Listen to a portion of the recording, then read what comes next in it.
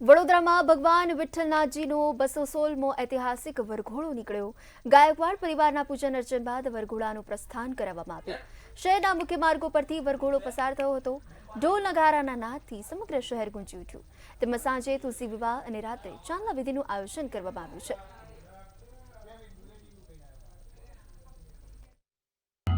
વર્ષોની પરંપરા મુજબ વડોદરામાં દર વર્ષે દેવકી એકાદશીના દિવસે ભગવાન વિઠ્ઠલનાથજીનો વરઘોડો વડોદરાના રાજમાર્ગ પર નીકળે છે। આપણે જોઈ શકીએ તેમાં પણ ચાંદીના પાલખીમાં બિરાજમાન ભગવાન વિઠ્ઠલનાથજી હવે નગરચર્યાએ નીકળેલા છે।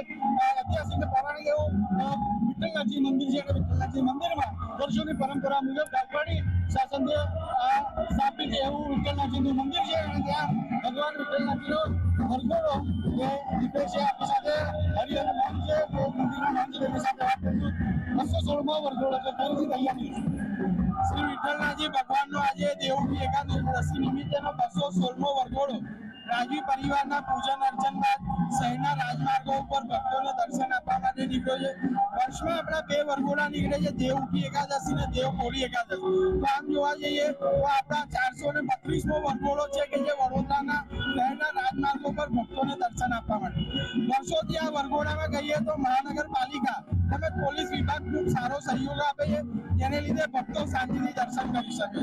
વરઘોડામાં ખાસ કહીએ તો જે તમાર ભાઈઓ છે વર્ષોથી પાલખી ઉંચકે છે અને રથ ખેંચે છે, જેને લીધે ભગવાન સારી રીતે બધી જગ્યાએ પધરામણી કરી શકે છે।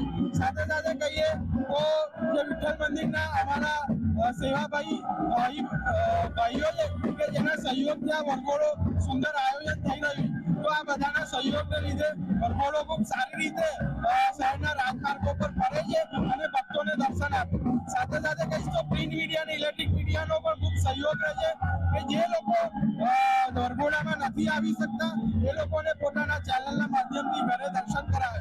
હું પ્રિન્ટ મીડિયા અને ઇલેક્ટ્રિક મીડિયાનો પણ ખૂબ આભાર માનીશ કે તમારા સહયોગને લીધે લોકો ઘરે બેસીને વિઠ્ઠલનાથજી ભગવાનના દર્શન કરી શકે। ખાસ કરીને વાત કરીએ તો માંડવી ગીત છે તે પરંપરા છે તે યથાવત જાળવવા પડે। હા, ખૂબ આનંદ ખુશી છે અમને કે આજે 432મો વરઘોડો પણ પરંપરાગત રીતે માંડવી નીચેથી નીકળ્યો છે।